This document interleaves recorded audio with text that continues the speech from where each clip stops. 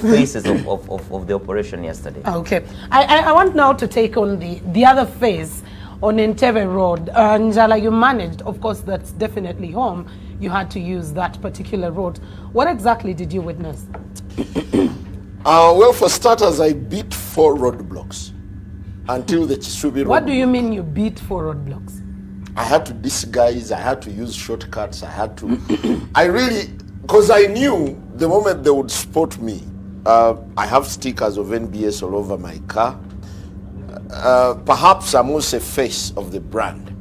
So inevitably, I knew I would be netted or I would be told to drive back to Kampala. What I saw that raised a lot of anxiety was the kind of deployment along Entebbe Road. Okay. It spoke volumes. For starters, I would actually say that security made Bobby's homecoming a big thing. Everyone became curious. When you look at the numbers, when you look at the levels of deployment, guys carrying sticks, walking single file along Entebbe Road, you could imagine Entebbe Road had become a war zone. The presence of police personnel was minimal along Entebbe Road. And their conduct, I would say, was also extraordinary. Because when I was arrested at Chisubi, now... Were you arrested or when you were asked or taken to an arrest? Arrested. I'm a son of an English teacher. Where were you taken after your arrest? Make your English very good. Well, I strive to speak good English though. But where were you taken after being arrested? When I was arrested, I was taken to an officer. And the officer was recommending that they take me in. Until a police officer came to my rescue and said, no, actually, that guy resides very close. So was that an arrest? Yeah. Look, the guy came for me. You know, one of these serious, stout, short SFCs. Stout! Okay. With this gun. He came, grabbed my hand. He didn't talk to you at all? He told me, Kuja twende. I started praying my rosary. Because I knew things were bad. Come, let's go. Come, let's go. Did you ask where he was taking you? Can you ask? Wait, your moment will come.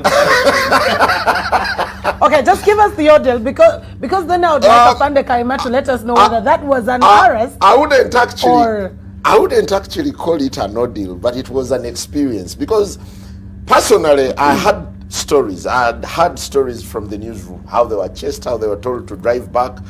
So I said, let me dare these guys. I went on an adventure. And how it ended is more of what I had predicted in my script. That somehow, somewhere, I would be stopped and the circumstances would be rough. But I must commend the police. Police put up a very spectacular show. It reminded me of the return of Besigye in 2011. Had it not been the SFC to mess it up, there was an afande called Laban Muhabwe.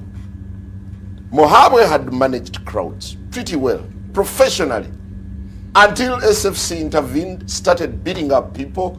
The whole thing turned around. So there was civility on Entebbe Road as well in your perspective. It was tension, not civility. No, all right. Sorry to interrupt this, but I wanted to, you know, you're mentioning two things. That one, police acted exceptionally with restraint, and then there was tension. Yeah. Yes. So what are you saying? SFC took charge of all roadblocks. Even the way they were combing cars. Was the tension in your mind? Not in my mind. People around look at the presence. Because you were seeing the presence. You imagine those single files walking serious. The guys looked as if they were hunting for coin somewhere in West Africa. It was serious. You really feel businesses were closed. Simon, how did you differentiate between the police force and the SFC that you claim soured the situation? Okay, I will be coming back to you. The two sides of the coin. I want to engage.